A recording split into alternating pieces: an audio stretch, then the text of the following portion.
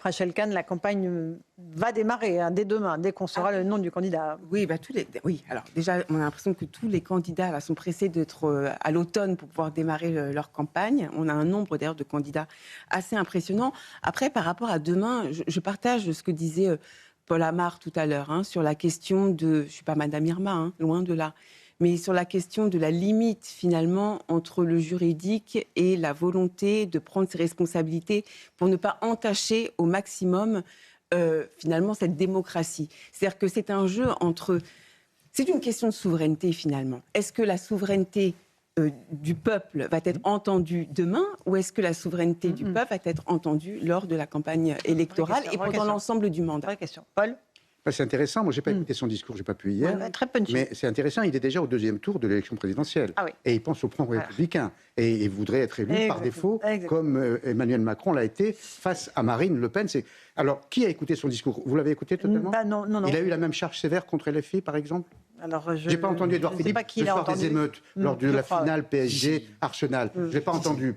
Il a attaqué les filles hier, bien sûr. Bien sûr. Quand même. Mais effectivement, ce qui est intéressant, c'est de voir comme que ce soit Jordan Bardella ou Marine Le Pen, ils vont être les c'est clair. Bien sûr, sauf qu'Édouard Philippe, il ne doit pas oublier qu'il y a le premier tour avant le second. Oui, c'est ce que disait François-Olivier Gisbert ce matin. Effectivement, fait une campagne de second très bien, il affrontera, s'il est qualifié, certainement le Rassemblement national au second tour. Enfin, je serais plus inquiet pour mon premier tour. Parce qu'avoir Gabriel Attal, candidat dans les pattes, qui, en plus, Gabriel Attal est persuadé qu'il finira par faire mieux que Édouard Philippe dans les sondages et qui se trouve bien meilleur qu'Édouard Philippe et il ne voit pas du tout un retrait de candidature donc de lui-même en faveur d'Édouard Philippe et il ne se voit pas du tout au premier rang des meetings d'Édouard Philippe à l'applaudir pendant ses discours. Donc moi, je serais Édouard Philippe, je serais nettement plus inquiet par Gabriel Attal que par Jordan Bardella et Marine Le Pen. Parce qu'avant de se retrouver au second tour, il faut quand même être qualifié et passer... Accessoirement, il y a un premier tour. Et la division des voix du bloc central additionnée à ceux de la droite avec les candidatures de Bruno Retailleau, Gabriel Attal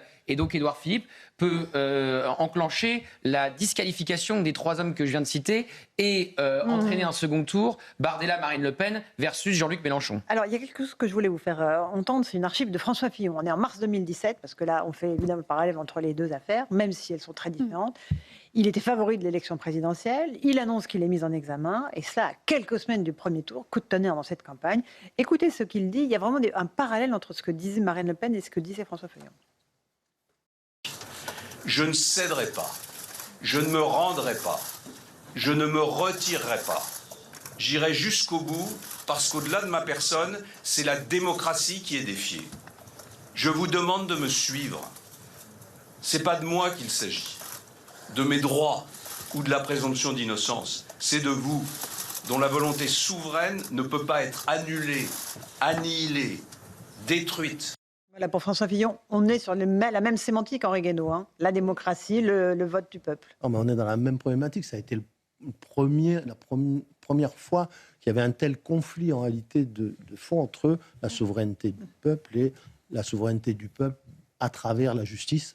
Mais quand même, tout le monde comprend bien qu'une élection à la présidence de la République, ce n'est pas la même chose que la décision de 3 magistrats, même quand ils parlent au nom du peuple. Bon, mais la différence, c'est que François Fillon n'était pas condamné, n'était pas encore passé en procès, tandis que Mme Le Pen en est en procès d'appel. Voilà, donc c'est quand même c'est quand même différent de ce point de vue. Il y avait quand même un bulletin Fillon à la fin. À la fin, les électeurs qui ont voulu voter pour François Fillon... Un bulletin RN, mais il n'y aura pas un bulletin Oui, Marine mais il n'y aura pas un bulletin. Si Marine Le Pen est éligible, le bulletin, il s'appelle Jordan Bardella, il ne s'appelle pas Marine Le Pen. C'est quand même une très, très grande différence. Excusez-moi, ce n'est pas une petite différence, c'est une différence absolument majeure. Donc, évidemment qu'il y a eu la mise en examen. François Fillon, il a quand même fait une erreur, c'est de dire aux 20h de TF1 « Je ne serai plus candidat si je suis mis en examen ». Et quelques semaines plus tard, il est mis en examen. Donc, évidemment, c'était très compliqué de rattraper cette première sortie. Mais voilà la différence majeure, et c'est pourquoi demain c'est historique. C'est la première fois dans l'histoire de la Ve République qu'un candidat, qui plus est favori à l'élection présidentielle, est empêché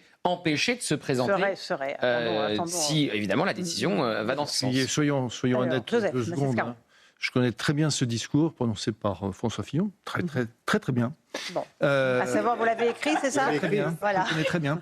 Donc, je peux dire que c'est pas simplement la décision des juges, enfin, c'est pas la décision des juges. C'est aussi, pardonnez-moi, c'est aussi, évidemment, bien sûr, l'affaire des costumes, qui a de Bourget, apporté de le M. coup fatal Bourget. à François Fillon. Bien sûr. Voilà. Le même Donc, homme qu'on a retrouvé dans l'affaire des statuts de Dominique de Villepin. Voilà. Oui. Moi, je Donc, conseille de ne rien accepter de lui, désormais. Oui, c'est ça. Voilà.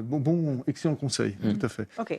Non, mais- Henri Guénaud, dernier mot, après on avance. Alors, pour Fillon, il n'y a pas que ça. Enfin, le résultat de l'élection n'a pas été conditionné que par ça. Les costumes, c'est très lourd. Il y a aussi son programme. Alors, attendez, là, j'arrête tout de suite parce que dans l'électorat de droite, il y a eu en effet des sondages qui ont été faits et des avis qui ont été faits. Ça, c'est quelque chose qui a vraiment, définitivement, Oui, mais qu'il a c'est condamné l'électorat à de droite malheureusement tout ne seul pas qui être présent au Ce second n'est tour. pas l'électorat de droite tout seul qui faisait la majorité électorale. Et les sondages, ils ont baissé Guénaud. à partir du moment où il y a eu ce débat sur son programme et en particulier Non, c'est sur pas le les programme. petits risques. Mais si, C'est pas du tout le programme. Regardez. Non, c'est pas du tout le programme. Alors, c'est pas du tout le programme. Si, ça a Pardonnez-moi. joué, mais Avec si. respect, c'est pas du tout le Non, mais- programme. bon, très On bien. ne refait pas 2017, on ne refait pas les matchs de 2017, les garçons. C'est pas votre avis, c'est pas votre Avec un bagage avis, de c'est le François mien, Bayrou. c'est Voilà. le mien pour avoir suivi aussi François heure par Bayrou. heure cette campagne, c'est mon avis, voilà. Et ça, d'ailleurs, ça rejoint la aussi, question moi, qu'on je vient de se poser. Ça ne sera pas du tout la même campagne si c'est Madame Le Pen ou si c'est Monsieur Bardella. Voilà, Ah, c'est l'idée clair. que de toute façon il y a un candidat du Front National, on s'en fiche. Non,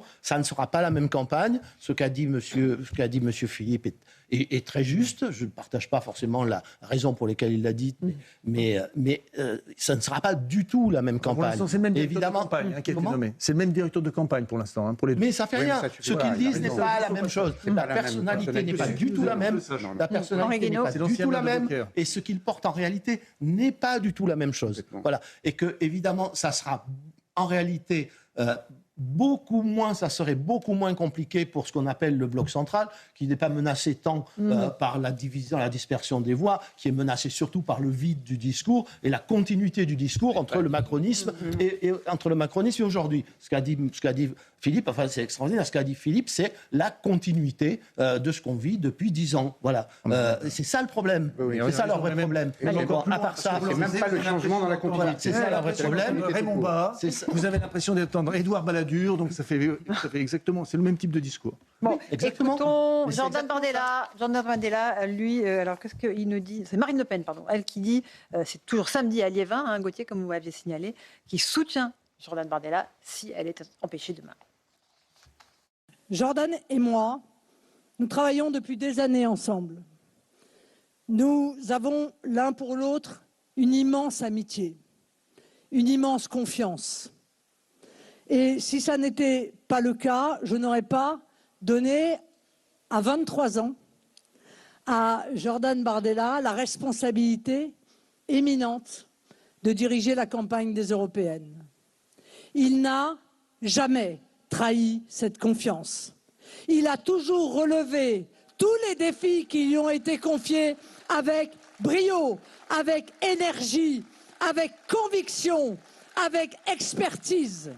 Marine se présentera à la présidentielle et si elle est élue, Jordan sera Premier ministre.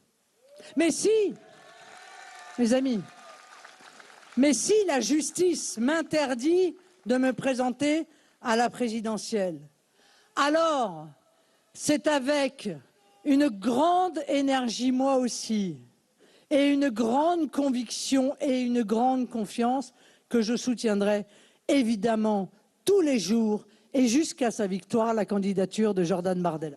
Très très clair. Là, est-ce qu'il n'y a pas l'épaisseur d'un papier à cigarette entre les deux? Il faut dire que Marine Le Pen, parmi évidemment tout ce qu'elle a fait dans sa carrière politique, la manière dont elle a confié à Jordan Bardella la tête de liste, une première fois pour les européennes, le parti ensuite, puisqu'il a fait l'intérim avant d'être élu face à Louis Alliot, mais il avait déjà le parti en main puisqu'il faisait l'intérim. Et une deuxième fois donc après la tête de liste pour les européennes, c'est très intelligent parce qu'il y a peu de partis où aujourd'hui vous avez deux présidentiables qui pourraient l'emporter tous les deux au second tour. Par exemple, chez les Républicains, ça ne se serait jamais passé. Avec la guerre chez LR, on est incapable de faire monter... LFI, vous croyez que c'est mieux mais vous avez 100% raison.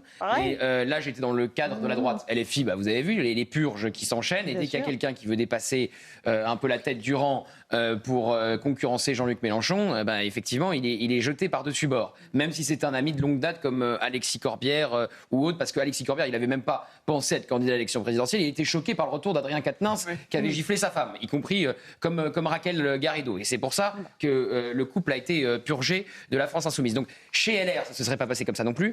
Donc, faire cela et avoir un plan B comme Bardella aussi net, en cas d'empêchement pour être propulsé à l'élection présidentielle. Ça montre quand même l'intelligence politique de Marine Le Pen. Après, peut-être qu'il y aura des désaccords sur la ligne. Je pense qu'il y a une volonté d'apaiser. Je pense que sur la réforme des retraites, ils sont en train de discuter pour être liés. Accorder leur violon. Pour être accordés pour la campagne qui va se lancer. Dernier mot, Henri Guénaud.